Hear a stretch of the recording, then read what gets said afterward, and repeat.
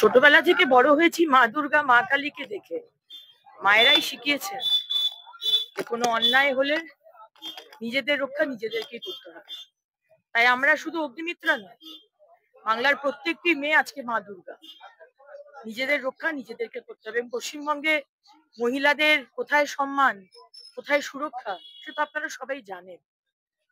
এই ভাইরা আজকে ভাইদের রক্ষা, বোনেদের রক্ষা, সমাজের রক্ষার জন্য সকালে তরোয়াল আর বিকেলে ত্রিশূল দিয়েছে। তাই তুলে নিয়েছি হাতে।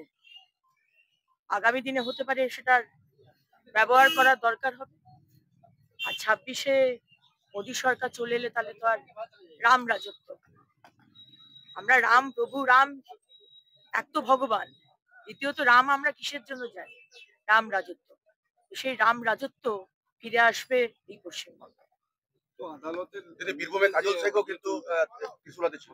বীরভূমে কাজল শেখ ও ত্রিশুলাতে আজকে মিছিল করেছে রামনবমী। কি বলবেন? কাজল শেখের সাথে অগ্নিমিত্রা পালের তুলনা করবেন না।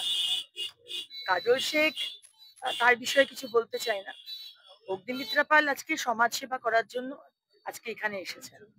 সুতরাং আমি এসেছি মায়েদের রক্ষা করার জন্য, আমি এসেছি ভাইদের রক্ষা করার জন্য এবং অন্যায়ের প্রতিবাদ করার জন্য। সে যে ধর্মেরই মানুষ হোক না কেন, আর সে পুরুষ হোক, মহিলা হোক কি থার্ড জেন্ডার হোক, অন্যায় হলে তার প্রতিবাদ হবে।